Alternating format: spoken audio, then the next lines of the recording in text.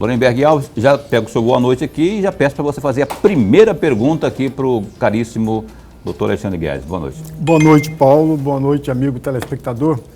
E é muito bom, mas muito bom mesmo, promotor, tê-lo novamente aqui. O nosso programa ganha, mas ganha muito com a presença do senhor. E aí eu quero fazer, aliás, eu tenho 3 ou 4 provocações a fazer ao senhor. Provocações sempre no bom sentido, claro. Sempre no bom sentido. Promotor, parece-me que há, pelo menos não oficialmente, mas parece-me que há uma queda de braço entre a Anvisa e o Ministério da Justiça. Porque a Anvisa, ela propõe que haja um controle na entrada de pessoas no Brasil. E nesse controle, o registro da vacina, o passaporte da vacina, coisa que o ministro da Justiça, o Tavares, é contrário a isso. E o presidente da República já disse, vamos abrir as portas todas para quem quiser entrar, porque nós dependemos do turismo, dependemos do comércio e dependemos do dinheiro. É por aí mesmo, nessa queda de braços, quem ganha? Ganha a sociedade, ganha o país, ou perdemos todos nós, promotor? Bom, assim, eu gosto de haver essas provocações que a gente pode debater adequadamente. Acho que está faltando justamente esse debate público qualificado, né? A gente poder responder perguntas sem se sentir insultado por elas. Eu acho que isso é muito... E não interromper a conversa quando você ouve alguma pergunta, né? Porque isso tem acontecido muito. Vou embora. Com a gente não funciona assim. A questão é a seguinte, é até interessante, o Grupo Nacional do Ministério Público que está cuidando da Covid, que é uma junção dos Ministérios Públicos dos Estados e da União, do Trabalho, o MPF, a gente estava discutindo justamente isso, fazer perguntas ao Ministério da Saúde e ao Governo Federal, através da Procuradoria-Geral da República, sobre justamente o que a União Federal vai fazer sobre isso. Porque a Anvisa é uma agência autônoma, que decide sobre questões de vigilância sanitária, mas quem decide efetivamente a questão das fronteiras é a União Federal. Então vamos deixar isso bastante claro. Então nós estávamos justamente, o Ministério Público já estão se conversando, articulando para fazer essas perguntas e justamente buscar qual é que é a real situação sanitária e quais são as providências que vão ser tomadas. Todas as questões de saúde têm que ser tomadas pelo Ministério da Saúde. Inclusive, uma vez eu entrei com uma ação civil pública contra o Estado de Mato Grosso, justamente para que não se financiassem programas supostamente sobre saúde sem o aval da Secretaria de Saúde. Porque é aí que você tem muitos problemas acontecem. Então, a área técnica tem que ser falada. Agora, o passaporte da vacina não é algo novo nem inédito. Para os Estados Unidos, até algum tempo atrás, o brasileiro tinha que provar que era vacinado contra a febre amarela. Na Austrália, até hoje, Austrália e Nova Zelândia, você tem que provar que você vacinou com da febre amarela. Então não é uma novidade, todos os países fazem esse controle sanitário. Nenhuma cabeça de boi é exportada sem o certificado de vacinação. Então, e ninguém fala nada da questão do agronegócio. Então, o que eu posso dizer é que todos os países europeus fazem esse controle sanitário, de vacinas, etc., mesmo para abrir para turismo, lembrando o seguinte, que muitos países europeus e até mesmo nos Estados Unidos, não basta você ser vacinado, você tem que estar dentro das vacinas apoiadas ou autorizadas pelas agências sanitárias. Então, a União Federal ela tem que se articular para tomar uma decisão e assumir a responsabilidade por essa decisão também.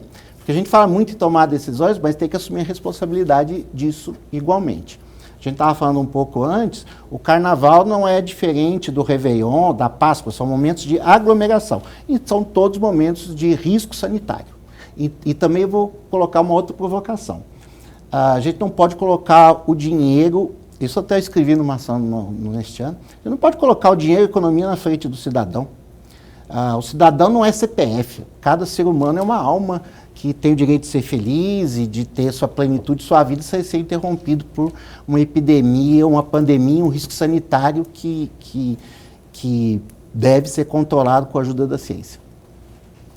Então, doutor Guedes, aí, por falar em provocação, E lá vou eu, não é? Também pegando carona aqui ao no Lorenberg Alves. Até diante do que o senhor acabou de dizer aí, rapaz, eu fico pensando, diante da discussão toda que se trava quanto a essa questão do passaporte. Olha só, se eu sou um exemplo para ilustrar, né, a questão animal, né, que hoje existe, inclusive, a vacinação para qualquer cabeça de boi, de gado aí, ter a vacinação, senão não entra, não é? Aí eu vou até me permitir aqui, encarnar aqui o Geraldo Vandré aqui, mas com gente diferente, doutor. Temos aí uma Constituição, aliás, Vandré dizia assim, né, lá em 67, gado a gente marca, tange, fere, engorda e mata, mas com gente é diferente. Que estou falando isso por quê? Porque temos a Constituição, somos todos iguais, você conhece bem o artigo 5º, e tem a coletividade? Tem a coletividade. Mas quando você exige esse passaporte aí, você não está colocando o cidadão numa subcategoria e passando por cima da própria Constituição, como a gente tem observado aí? É só uma provocação mesmo. Não, sem dúvida. Você citou nossos grandes poetas cancioneiros. Eu vou me permitir citar um poeta chileno, Pablo Neruda. Ele dizia assim: nós devemos ser livres para fazer nossas escolhas, mas nós somos escravos das suas consequências. A gente fala muito em liberdade, e realmente a liberdade existe, e o Ministério Público defende a liberdade, mas a liberdade é com responsabilidade. Por exemplo, nós temos... então, assim, elas têm que andar juntas. Então, assim, a pessoa não quer se vacinar, mas ela tem o direito até de não se vacinar. O Supremo já disse, a vacinação não é compulsória, ela é obrigatória. Nós temos que distinguir. O que é compulsória? É alguém ir lá, entrar na sua casa e aplicar a vacina. A obrigatória, não. Eu quero realizar algumas atividades, mas eu só poderei fazer isso se for vacinado. Aí já é uma outra situação. Então, assim, a pessoa não quer se vacinar, tudo bem, mas então ela não vai ao bar, ela não tem liberdade para contaminar as outras pessoas. Ela até pode colocar em risco a própria vida, mas eu não posso colocar a vida de terceiros que eu não conheço. E o que se chama de passaporte da vacina, que tem sido adotado em todos os países de segurança sanitária, é justamente isso. Olha, eu quero ir no bar, eu quero ir no restaurante. Tá, posso ir? Eu quero ir na balada. Tudo bem, mas então você você mostra que você tem sua imunização. E nós temos que lembrar que nós todos nós vemos aqui no mundo, em termos de ecologia e de saúde, em termos sanitários, nós todos somos iguais, nesse sentido de que nós podemos espalhar a doença. É nesse sentido que eu estou falando. Mas até em termos econômicos, a economia não aceita um gado ou até mesmo a segurança da soja fitossanitária, né? Ela também não aceita que não seja mandado com os devidos cuidados. E a circulação de pessoas é a mesma situação. Eu quero então só lembrar as pessoas o seguinte: diferentemente do gado, a pessoa tem a responsabilidade. E ela tem que exercer a sua liberdade dentro dessa responsabilidade como ser humano, porque ele tem consciência do ilícito.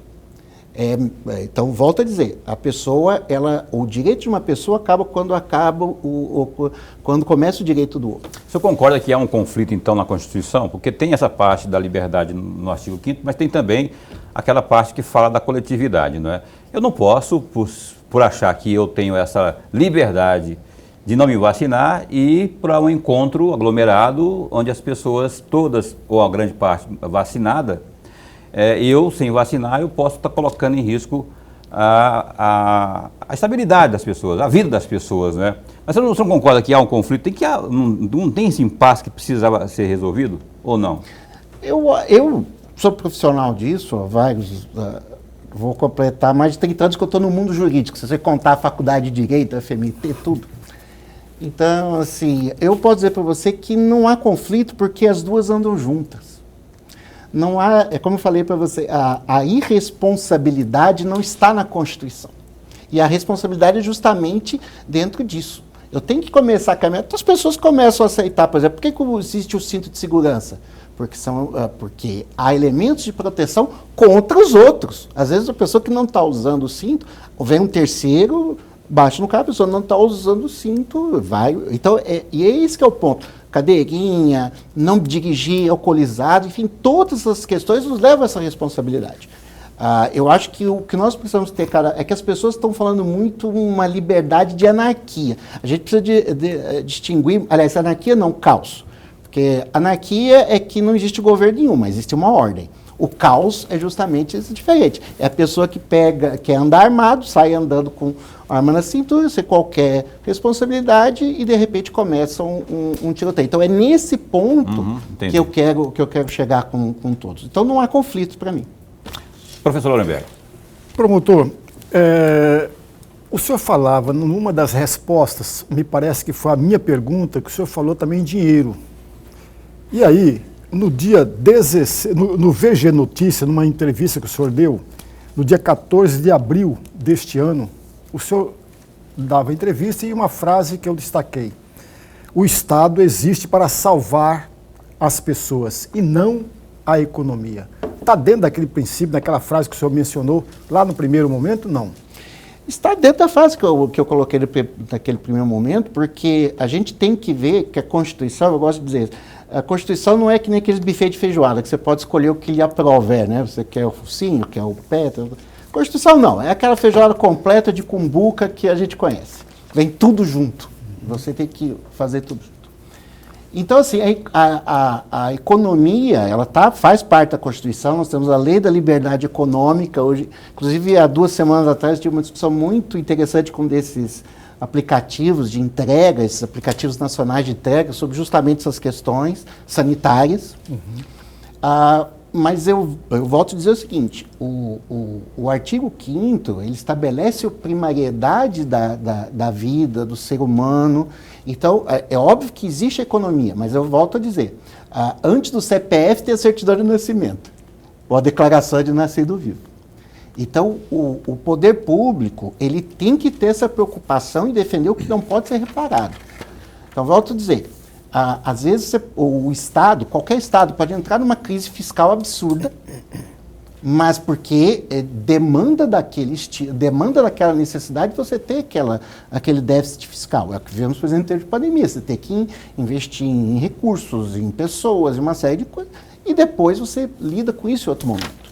Por exemplo, a Inglaterra, eu estava lendo outro dia, a Inglaterra entrou na Primeira Guerra Mundial, não é nem a Segunda, Primeira Guerra Mundial, como o maior credor do mundo, maior potência econômica. Ela gastou tanto dinheiro que ela chegou, 4 anos depois, totalmente quebrada, devendo, perdeu totalmente aquela questão de ser império, perdeu a praticidade como império econômico e político, mas ela tinha que travar a guerra pelas necessidades que ela tinha. Não podemos parar, olha, desculpa, eu vou ter que parar a guerra aqui com você porque o meu déficit fiscal, o meu teto de gastos não permite. Você perde o reino inteiro, você perde todo. Então é nesse sentido que eu coloco. Mas volto a dizer, o poder público é que não existe, por exemplo, o próprio ministro da Economia, ele falou lá atrás, umas vezes, num plano Marshall. O que é o plano Marshall? Que a gente precisava de um plano Marshall? É justamente o quê? Os Estados Unidos entrando com dinheiro público em países europeus arruinados pela guerra e dinheiro público investido. Você só saiu da grande recessão de 1929, lá nos Estados Unidos, com o uso de dinheiro público. Então, assim, é nesse sentido que nós estamos aqui colocando. Eu sempre posso fazer o sujeito ficar solvente na certidão negativa da Receita. Sempre posso fazer com que ele volte a ter certidão negativa, mas eu não posso resolver o problema do atestado de óbito. Mas eu volto a dizer, não existe um conflito, mas eu preciso ter prioridades que precisam ser manifestadas. O que talvez esteja havendo conflito é justamente que num momento em que o direito à saúde, o direito à vida tem que ser preservados, as pessoas ainda estejam discutindo teto de gastos para as pessoas que não têm que comer poderem ter um mínimo de dignidade. Ok, nós estamos entrevistando nesta noite aqui Alexandre Guedes, promotor de justiça, e que continua conosco, né? Vamos para o primeiro break comercial desta noite. E você, o que pensa disso tudo? Tem alguma opinião, alguma sugestão, crítica, elogio, enfim, passaportes, máscaras, vacina, enfim. Esteja bem à vontade, porque aqui quem manda no Opinião é o nosso telespectador, 99932-2529. Opinião dá um tempinho só e volta já já. Eis que estamos de volta ao vivo com o programa Opinião nesta noite de quinta. Hoje entrevistando o promotor Alexandre Guedes. Antes de seguirmos com as perguntas aqui, vamos aos destaques do www.gazetadigital.com.br. A gente fala sempre da pandemia, rapaz. Para começar aqui, né? Sempre destacando os números de acordo com a Secretaria de Estado de Saúde. Acompanhem com a gente aí, ó. Mato Grosso registrou 3 novas mortes pela Covid-19 nas últimas 24 horas, como apontam aí os dados da Secretaria de Saúde no dia de hoje, 25. Com a atualização, o Estado passou a contabilizar 13.993 mortes e, além disso, Mato Grosso já registrou 552.095 contágios, dos quais em 536.554 as pessoas infectadas se recuperaram. Contudo, há ainda 1.051 pessoas em isolamento domiciliar por conta da infecção pela Covid-19. Atualmente, a taxa de ocupação das chamadas UTIs, que são as unidades de terapia intensiva, por pacientes com Covid, é de 28,18%. O mesmo índice em relação aí às enfermarias está na casa dos 6%. Cuiabá, Várzea Grande, Rondonópolis, essas cidades aí seguem sendo os municípios com mais casos registrados do novo coronavírus em Mato Grosso. Contudo, outras cidades também têm números volumosos de contágios. Outro destaque também aí, o prefeito em exercício de Cuiabá, José Roberto Estopa, do Partido Verde, revelou por meio da assessoria de imprensa, olha só, que estuda implantar a exigência do passaporte da vacina aqui em Cuiabá. De acordo com dados da Secretaria de Saúde de Cuiabá, há um elevado número de moradores que não retornaram para tomar a segunda dose da vacina contra o coronavírus. Abre aspas aí para o Estopa. Segundo informações colhidas nos bancos de dados da nossa campanha de vacinação, cerca de 57 mil pessoas já passaram do prazo para tomar a segunda dose e ainda não receberam a segunda aplicação da vacina. É um número muito alto que nos preocupa, pois precisamos que o máximo de pessoas possível complete o esquema vacinal para não corrermos o risco aí de um novo aumento de casos de Covid-19 na capital. Fecha aspas. Tá aí, portanto, caso esta situação não mude, será necessário tomarmos aí uma medida mais drásticas, como, por exemplo, a implantação do passaporte da vacina para a entrada em locais diversos, como bares, restaurantes, repartições públicas e também em eventos gerais. Agora sim, fecha aspas aí, revelou o José Roberto Estopa. Tem esse outro destaque também aí, ó, no Gazeta Digital. Tá? Hoje tem bastante novidades, bastante assuntos importantes aí, ó, como sempre. As obras do BRT, o Bus Rapid Transit, que o governo Mauro Mendes do Democratas anunciou em dezembro do ano passado, terão mais riscos do que a conclusão do VLT, que é o veículo leve sob trilhos com o escopo reduzido. A informação consta aí na decisão do Tribunal de Contas da União, o TCU, que proíbe o uso dos recursos do VLT nas obras do BRT. Esse destaque também está aí no Gazeta Digital, www.gazetadigital.com.br. Tem uma também aqui no telão, acompanha aqui, ó, lá, essa aqui é no site do R7, Declaração de Saúde, é isso mesmo? Declaração de Saúde do viajante volta a ser obrigatória nesta sexta-feira. A Anvisa suspendeu cobrança de formulários de quem entra no Brasil em razão aí da instabilidade no sistema nesta quinta-feira e dia 25, não é? A Anvisa, que é a Agência Nacional de Vigilância Sanitária, retomará amanhã, no caso dia 26, a cobrança da DSV, que é a Declaração de Saúde do Viajante, de todos os passageiros que embarcarem ou que embarcam, não é? Aí no exterior com destino ao Brasil. A exigência estava suspensa em razão de uma instabilidade no sistema que processa aí o formulário, mas o problema já foi resolvido. Mais uma informação para você ficar muito bem informado aí. Doutor Alexandre Guedes, nosso entrevistado desta noite aqui, você ouviu aí que o município já sinaliza, quase que batendo o martelo, que o passaporte, aquele ao qual nós nos referimos no primeiro bloco, poderá ser uma realidade breve aqui em Cuiabá. Pode ser um caminho inevitável? Qual que é a opinião do senhor enquanto promotor de justiça? Eu acredito que, assim, como eu falei, tudo tem que ser decidido de acordo com a lei e em harmonia com a situação sanitária. E a gente tem que lembrar que o direito à saúde, ele é essencialmente preventivo. Está lá na Constituição, no 196, o direito à saúde, ele basicamente ele deve ser exercido, a gente fala muito de hospital, em UTI, a gente tem falado muito disso, mas é saúde por essas questões preventivas, né? E, obviamente, com o passaporte, o chamado passaporte da vacina, que nada mais é do que a demonstração que você está em dia com a sua imunização, para você adentrar um lugar público, né? Um lugar aberto ao público, ele pode ser uma das saídas, inclusive, para agregar responsabilidade. Porque o poder público, ele deve executar suas políticas e a lei, não apenas mediante imposição de grandes multas ou grandes penas, mas às vezes por isso mesmo, o sujeito quer ir no bar, quer se divertir, excelente. Então você se vacina, completa a imunização, muito melhor. Aí você já tem essa exigência, você está em dia, perfeito.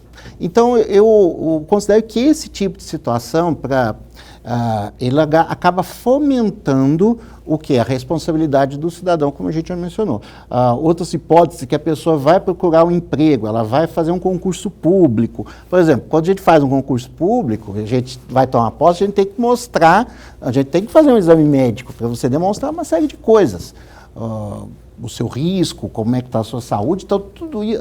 Quando você entra no sistema de CLT, você tem o exame admissional quando você entra e quando você sai. Quando sai também. Então, assim, todas essas questões, elas ajudam e fomentam o quê? A imunização da população e para que não haja tanto contágio disso. Para não adotar, por exemplo, um passaporte vacina, é interessante que todas as pessoas, por exemplo, todas as milhares de pessoas que não se completaram a imunização, tivessem completado a imunização. Então, o poder público tem que fomentar essas pessoas, sejam indo até onde elas estão, seja fomentando que elas venham até ele. Então, assim, são dados preocupantes. A questão o que eu posso dizer para você é que o passaporte da vacina justificado pela situação sanitária não fere a Constituição de maneira nenhuma. E pode, inclusive, como disse, servir de proteção à pessoa desavisada.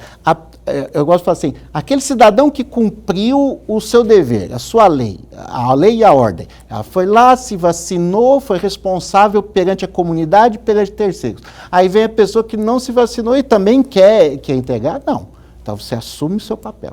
Por isso que é interessante essas permissões, esses incentivos. Cuiabá, então, está precisando usar todos os meios. A cenoura é um deles. Né? Aí, portanto, e é polêmico isso, né? Tem gente que não concorda de jeito nenhum, pode vir a explicação mais técnica que for, mas não concorda. Mas há a explicação técnica, pelo menos é o que alega o prefeito, baseado em avaliação técnica, que isso deve ser o próximo caminho a ser tomado aqui na capital, que é o chamado passaporte da vacinação. Professor Lorenberg. Promotor, eu vou sair um pouquinho fora, depois a gente volta ao mesmo assunto. Tranquilo. Mas tem uma entrevista que o senhor deu há 8 anos, para ser mais preciso, no dia 10 de agosto de 2013, lá por Olhar Jurídico, eu juntei trechos de cada uma das respostas e fiz um parágrafo só, mas trata de respostas separadas, tá? Eu vou ler aqui o trecho. Entre aspas, a falta de cumprimento das liminares, muitas vezes conseguimos uma série de liminares, mas o Poder Judiciário não consegue uma maneira de efetivá-las, de cumpri-las. Então, elas estão desobedecidas. O judiciário precisa se organizar para poder dar efetividade às liminares que ele defere. Falta de efetividade na atuação do Poder Judiciário, em se concretizar as suas próprias ordens. Desculpe, as suas próprias ordens. Temos tudo que você pode imaginar. Falta de medicamentos, falta de leito de UTI, exames médicos, etc. Fecham aspas. Esse é um trecho da entrevista que o senhor deu em 2013. 10 de agosto de 2013. Se fosse hoje, promotor, o senhor repetiria essas frases que eu acabei de ler, ou o senhor mudaria e aí emendando um comentário do senhor a respeito dessas frases? Ou o senhor é mais crítico naquela época do que hoje, em relação ao judiciário? Na verdade, eu gosto de vir para esse programa porque justamente as perguntas são preparadas e a gente é confrontado com isso mesmo. O debate é isso mesmo, você tem que se preparar para isso. Então, eu queria agradecer pela pergunta e por poder agregar. 8 anos atrás, doutor Alexandre, nem o senhor imaginava que alguém fosse futricar a sua vida e trazer aqui coisas que o senhor disse 8 anos atrás para o dia de hoje. Imaginar em tese a gente sempre imagina, né? Porque assim, as já pessoas catam, né? E as pessoas lá catam. Tem um tal de Lorenberg, certeza que minha vida... Na verdade, eu gosto de vir, até porque, como falei, a preparação é intensa e a gente gosta de conversar nesse nível alto. Olha, manteria as mesmas considerações. Claro, você tem a questão da pandemia que desorganizou o sistema de saúde, então vamos colocar esse ponto. De 2018 para cá, nós estamos com um problema muito sério que, por exemplo, fechamento de hospital filantrópico impactou muito o ano de 2019, 2020 e 2021, estamos com a pandemia. Então, guardadas essas proporções, é a mesma situação. Eu estou lidando com isso lá na promotoria, diariamente com questões de liminares não cumpridas ou descumpridas nos mais diversos pontos que você possa imaginar. Ainda estou lidando com problemas de medicamentos, ainda estamos lidando com problemas de falta de exames, de falta de cirurgias, de uma série de coisas. Passos foram tomados? Passos foram tomados. Nós estamos numa situação mais complexa que a gente estava antes por causa da aglomeração da pandemia, porque a pandemia é que nem um tsunami, né? Ela entrou nas estatísticas de saúde e quase nos afoga nessas emergências. Mas eu diria a mesma coisa, o Poder Judiciário, especialmente nas questões coletivas, ainda está com processos coletivos, que é o que eu lido no meu dia a dia. Nós estamos com vários problemas em relação a isso, filas de espera, uma série de situações. Então, ainda posso manter essas palavras, sim, professor. Infelizmente, posso manter. E o Poder Judiciário, ele até realizou várias políticas, mas nós ainda temos muitas questões de descumprimento que ainda existem. E o Poder Judiciário, eu mesmo, em meus recursos, falo assim, olha, eu não posso eu não posso pedir esse tipo de punição, não posso pedir aquele tipo de punição. O que o Judiciário vai fazer para implementar essa decisão dele? São situações que eu também estou colocando perante o Tribunal de Justiça, os meus recursos, e assim, mantenho sim, professor. Temos uma situação... Como dizia aquele livro, as coisas mudam, mas permanecem essencialmente as mesmas. Na oportunidade da entrevista, me perdoe, só para acrescentar um pouco mais, o senhor chegava a dizer que, embora em algumas liminares fossem cumpridas, mas os prazos eram muito longos. Por exemplo, pedir um remédio, precisava de 40, 50, 60, 90 dias para se ter o remédio. Um exame, 4, 5, 6, 7 meses. Para que o poder público venha cumprir com a decisão judicial. O mesmo retrato Nós hoje? temos um retrato muito parecido. É claro que o que está diferente de 8 anos atrás é que hoje você tem sistemas de informática, você tem uma regulação que também tem os seus sistemas online, isso ajuda um pouco. mas ainda temos vários problemas nesse sentido, que os exames não são dados em prazos, os prazos que seriam adequados. Nós temos a mesma situação. O SUS, essencialmente, ele tem problemas de baixo financiamento, nós estamos com um problema de pessoal muito complicado, porque aquela geração do SUS, eu falo em geral que hoje já tem 20 anos de carreira, está complicado porque você não está renovando esse pessoal, e é um pessoal que você precisa, tanto o pessoal de linha de frente, como o pessoal que traça a política pública.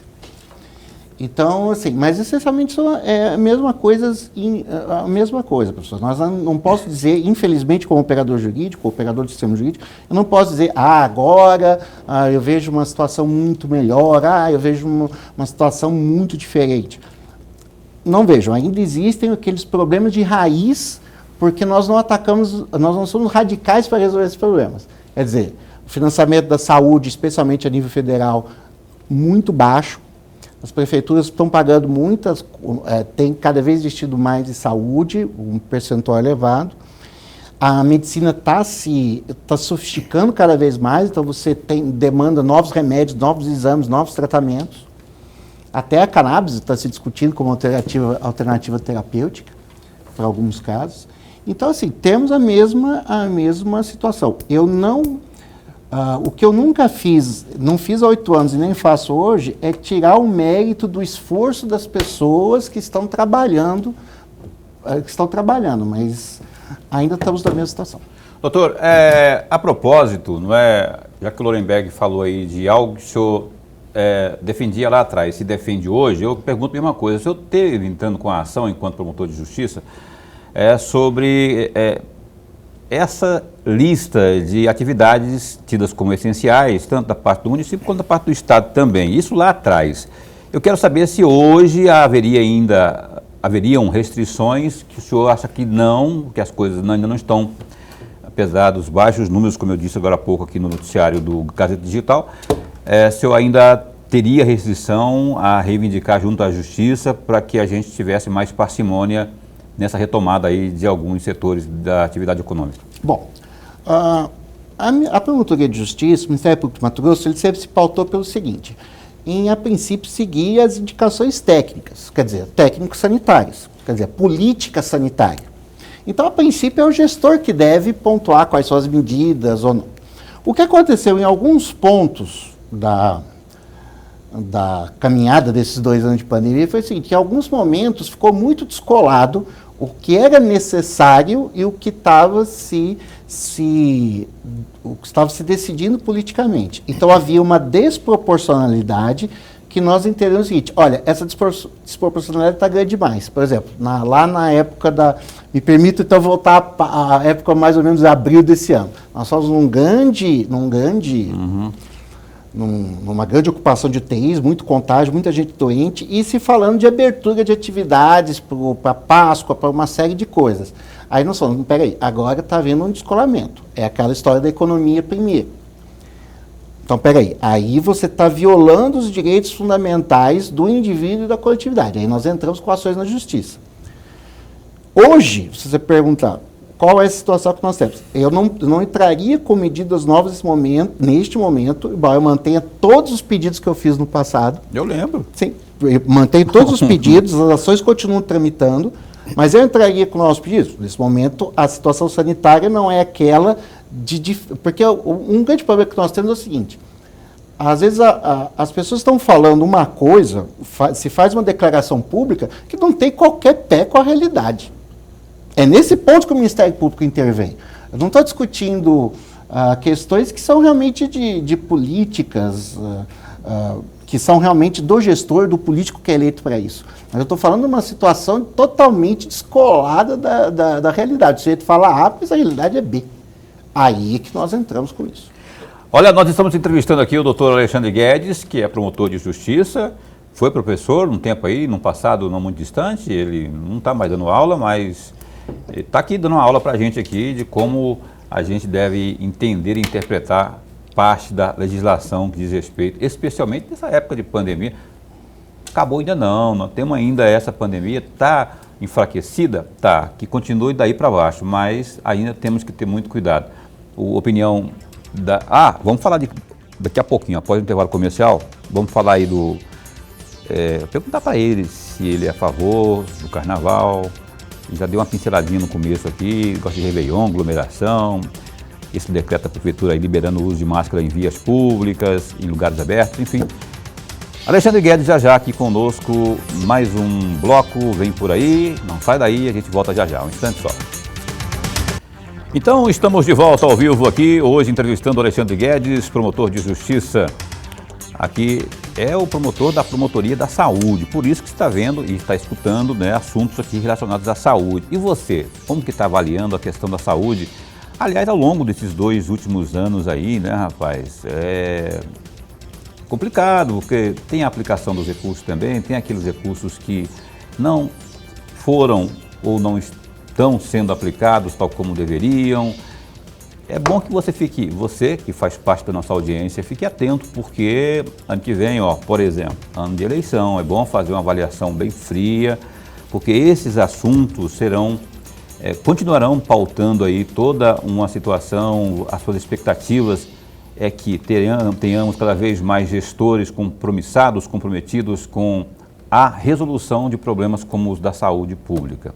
Agora, aí você vai fazer aquele filtro para saber se vale ou não a pena continuar votando ou votar em outro, enfim. Essa é uma avaliação muito séria, não perca de vista isso em todos os âmbitos, nacional, estadual e municipal também, né? Como diria o propósito aqui, já que o doutor Guedes citou um Pablo, vou citar outro Pablo, o Pablo, que é autor do Anios, lá da música do Pablo Neruda, não, é Pablo... Milanês? Milanês. Pablo Milanês, ele compôs lá que se só um traidor tem mais poder que um povo, que esse povo não lhe seja indiferente. Então é bom que você não seja indiferente quanto a qualquer tipo de traição, quanto àquilo que foi prometido quando for na hora de votar. Falar nessas questões envolvendo a gestão pública e política, doutor, como que o senhor está observando a situação tão infeliz que o município de Cuiabá está vivendo aí, com tanta denúncia, com o prefeito afastado, com CPI aqui, com pedido de cassação acolá?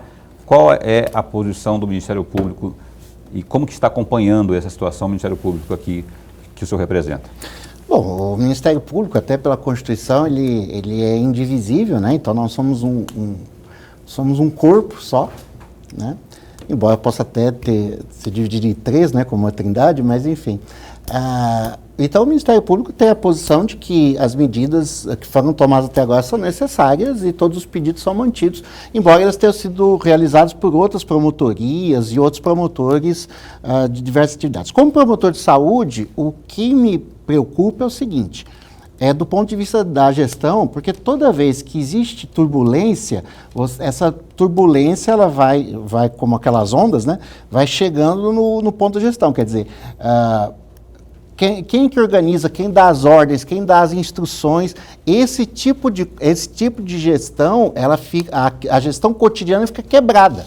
Quem que vai dar as ordens para fazer as coisas? Porque a máquina continua girando, as pessoas continuam indo aos postos de saúde, precisando das políticas de saúde. Então, esse tipo de trauma acaba se refletindo na eficiência na ponta, né? Uhum. Então, esse que é um ponto. Agora, o que o Ministério Público entende é que são necessárias medidas claras para não causar problemas sérios. Então vamos deixar isso bastante claro. Agora, a eficiência é sempre prejudicada. Agora, eu quero dizer que você foi bastante feliz nesse início seu agora, porque realmente o cidadão ele não pode ser indiferente ao governo, porque o governo não é indiferente à pessoa. É uma ilusão achar que você não deve votar, né, não deve votar ou participar do processo político porque você não concorda com as coisas. Não, se você não concordar em lidar com política, fazer escolhas políticas, você vai acabar sendo governado por alguém que vai fazer essas escolhas por você. Concordo. Então, esse que é o ponto. Então, nós temos a responsabilidade de votar, e não apenas votar por votar, mas votar naquela proposta que nos é mais simpática, ou pelo menos a que menos nos oprime, né? Então a gente coloca isso. O Ministério Público ele não fica contente quando ele tem que tomar essas medidas, porque a gente precisa confiar no processo democrático, na escolha e na autoridade eleita. Mas essas medidas são necessárias. Eu, como promotor de justiça da saúde, fico bastante preocupado então, do ponto de vista do serviço, da atividade administrativa. Mas como promotor de justiça, eu acho que todas as medidas que foram tomadas muito bem e estão submetidas ao Poder Judiciário justamente para fazer esse controle. Professor Lorenberg. Promotor, eu gostaria muito de um comentário do senhor a respeito de um parágrafo, se não me falha a memória, o número 5, o item 5, lá de um trecho do ofício, no ofício número 92 de 2019, que o senhor encaminhou para o presidente da Câmara Cuiabana, que na época era o Misael Galvão, o vereador Misael Galvão. Tratava-se de um decreto. E eu destaquei esse item, que eu gostaria muito de um comentário do senhor, entre aspas.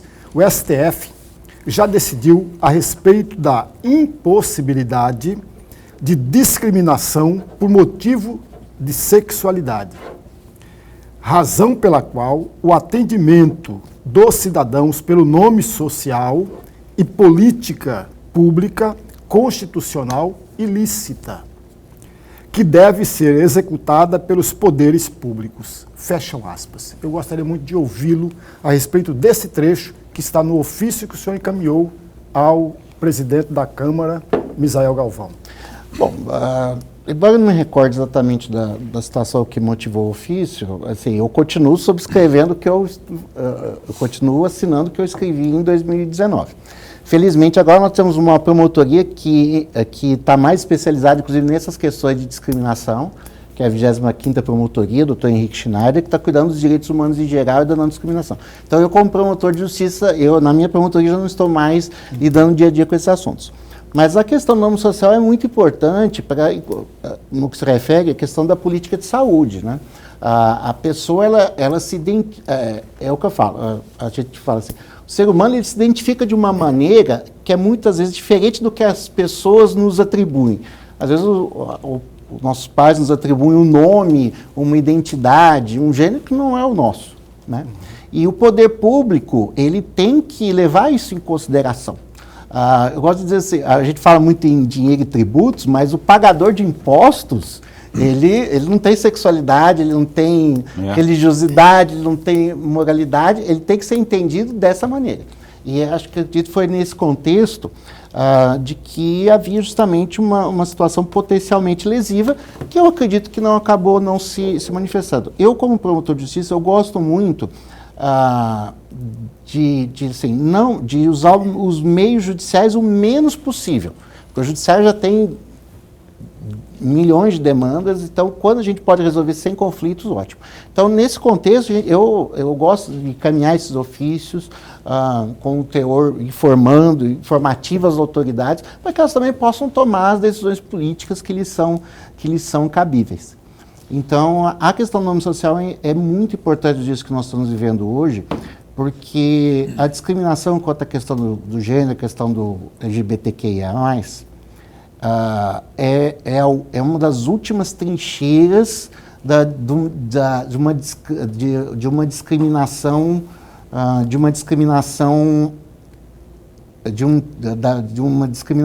que a gente está conseguindo acabar, pelo menos no discurso, na cultura, na lei, a gente está conseguindo acabar com a discriminação de gênero, com a discriminação racial, com a discriminação religiosa, mas ainda existe a questão do gênero, e esse é um tipo de discriminação que precisa ser combatido. Mas me permita, então, fazer uma outra provocação diante daquilo que o senhor acabou de falar. Tem um projeto de lei encaminhado pelo governador Mauro Mendes à Assembleia Legislativa já há algum tempo. O projeto de lei trata exatamente da criação de um Conselho Estadual LGTB. E a Assembleia Legislativa vem propositadamente adiando, jogando para frente uma decisão que já poderia ser tomada. Aliás, um único deputado estadual coloca no bolso 23 deputados estaduais, porque, a seu critério, ele vai jogando para frente a decisão do Conselho Estadual.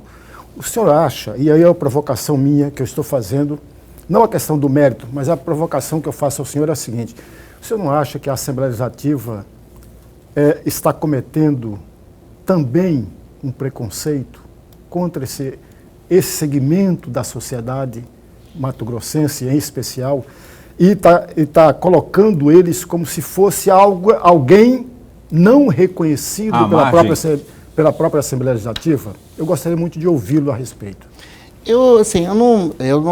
Porque assim, o poder político, existe um tempo político, né? Então é complicado você atribuir intenções a um corpo político. Eu tenho que julgar o corpo político pelo que ele faz, julgar ou apreciar ou atuar em relação ao corpo político com aquilo que ele faz ou deixa de fazer. Por exemplo, a questão do LGBTQIA+, existem altos índices de homicídio contra esse público, existem grandes índices de violência física, psíquica contra esse segmento da sociedade. Isso o corpo político tem que reconhecer, porque está nos dados, né, e tem que reconhecer e tem que tratar disso. A gente gosta de dizer, uma decisão uma não decisão, não deixa de ser uma decisão. Por exemplo, há alguns anos atrás houve a questão do casamento, justamente do casamento LGBTQ.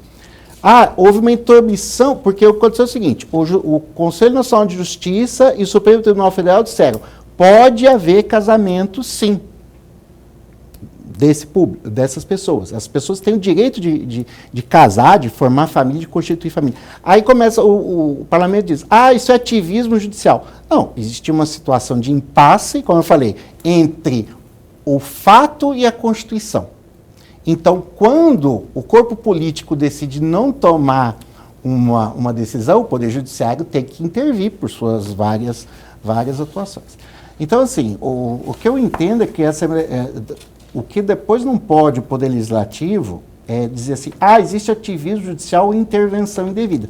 Nós estamos dando todo o tempo político para acontecer isso. Agora, o que eu queria também dizer é que os conselhos de políticas públicas, eles não são voltados apenas para minorias, nem a segmentos privilegiados. Por exemplo, mulher é a maioria. Você tem o Conselho dos Direitos da Mulher. Você tem o Conselho contra a Discriminação Racial. E você tem hoje, e também não existe maioria aí. Então, o que eu queria também dizer é isso: as políticas públicas são necessárias quando um determinado segmento fica, como diz, à margem, por maior que seja o seu tamanho e expressão. Porque quando não se trata politicamente disso, você acaba só fazendo com que o problema se agrave muito mais. O Conselho é para justamente decidir políticas de abraçar essas pessoas para o centro da vida jurídica e política. Para isso que esses conselhos existem. Então, assim, o que eu, assim, como cidadão, entendo é que esse conselho é plenamente pertinente, e eu gostaria, sim, que fosse tomada uma decisão, independente da intenção ou não intenção. Doutor Alexandre, a opinião do senhor sobre esse decreto da prefeitura, aliás, do prefeito Estopa, não é, quanto à liberação do uso em lugares externos, não é, lugares abertos da máscara. E aí já provoco também, rapaz, porque acabamos de falar agora no bloco anterior sobre essa questão aí da admissão do Estopa de estar daqui a pouco adotando na prefeitura, no âmbito da prefeitura também, o passaporte. As duas situações não seriam contraditórias? Não sei, porque uma coisa você libera aqui, aí aqui você restringe a colar. Não teria que estar, elas não teriam que estar niveladas? Qual que é a opinião do senhor, primeiro, sobre a questão da liberação em lugares abertos do uso da máscara, e depois eu vou falar da questão do carnaval propriamente. Olha, a questão das máscaras é o seguinte: nós todos temos que andar com roupas, né? A máscara é mais uma peça de roupa que embora possa nos incomodar um pouco, como toda roupa nos incomoda, ela é inclusive um atestado de solidariedade, de pertencimento à comunidade. Eu estou usando uma máscara porque eu estou querendo prevenir a doença contra o meu companheiro, o meu concidadão. Então, assim, às vezes a liberação da máscara é uma não questão, é dizer, uma questão que não precisaria existir. Usar máscara, ela tem os seus efeitos sanitários comprovados e a sua ausência tem efeitos sanitários também comprovados. Então, o poder público, ele tem que, como eu falei, tem que prevenir para não gastar em UTI depois. O uso da máscara é barato e disseminado. Mas a UTI não é. E isso é que Aí, olha só, para encerrar o programa, que a gente tem que correr aqui, não é? Partindo do princípio disso que o senhor acabou de falar aí, para não gastar com UTI depois, não haveria que se... É uma pergunta opinativa, eu não escondo a minha opinião. Não haveria que se segurar essa coisa de carnaval agora, rapaz, porque eu temo muito que daqui a um ano, menos do que isso, está aqui noticiando coisas ruins, né, que são esses números aí da pandemia. Você não acha que, precipitado, as prefeituras principalmente não deveriam segurar a onda por mais um pouco? Em 1 minuto e meio essa resposta do senhor. Olha, o que eu vou dizer então em 1 minuto e meio é o seguinte, de acordo com a lei, com o Ministério Público, toda aglomeração em si tem o mesmo efeito, sanitário, político e jurídico. Então o carnaval não é diferente da Páscoa, do Réveillon, da festa do Divino, enfim, qualquer outra situação. Então, assim, a questão, o carnaval, a gente tem que tirar um pouco o moralismo, às vezes, da política pública sanitária e dizer assim, vamos proibir o carnaval, não é porque o carnaval são 3 dias de folia e de responsabilidade, mas porque ele propicia aglomeração e a contaminação. E faço isso com as mesmas outras coisas. O problema, não é o seu caso, o problema é que muitas pessoas, elas acabam querendo tolher o prazer da alegria, o prazer de ser festivo. Eu citei, quando a gente estava logo começando, tem o professor Luiz Antônio Simas que diz o seguinte, o que espanta a miséria é festa, aquela festa responsável. Então o carnaval, como ajuntamento dentro da situação sanitária, ele pode ou não ser adequado no momento. Agora, o carnaval em si, ele é uma coisa que nos faz feliz para a gente sair um pouco disso. Mas se sanitariamente não for adequado, o Ministério Público vai tomar todas as providências para que não ocorra, como a gente já fez na Páscoa. Então eu posso falar isso com bastante tranquilidade e de cadeira. E eu vou torcer para que o senhor canete aí, pedindo aí a justiça para... Porque eu particularmente não... Bom, é o que eu falei, né? Opinião muito pessoal minha aqui. Eu acho que é a hora de dar um pouco mais de parcimônia aí para não termos dissabores adiante aí. Alexandre Guedes, muito obrigado por ter vindo aqui, promotor de justiça. Eu adoro quando ele vem aqui, porque a gente conversa sobre muitas coisas de forma muito aberta. Esse espaço está sempre a postos para bem informar. Como falei, mais uma vez agradeço, Paulo, professor Lemberg. Assim, eu gosto de, como falei, eu também gosto de vir aqui, porque a gente tem uma conversa boa e preparada. Volto a dizer, o Ministério Público, ele acredita que a Constituição, a lei, a ordem tem que ser mantidos com responsabilidade, com alegria, aquela busca da felicidade também é um direito constitucional. Então, obrigado por vocês me ajudarem a exercer esse direito, porque eu me divirto bastante aqui. Muito obrigado. A gente te agradece. Em busca da felicidade, isso é importante, viu? Mas com parcimônia, ainda mais quando se trata de Réveillon e Carnaval. Lorenberg. Até amanhã. Até amanhã. Sexta-feira, entrevista com Oscarlino Alves, secretário de Turismo do município de Cuiabá, às 19h30 da noite. Fica bem, fica com Deus também.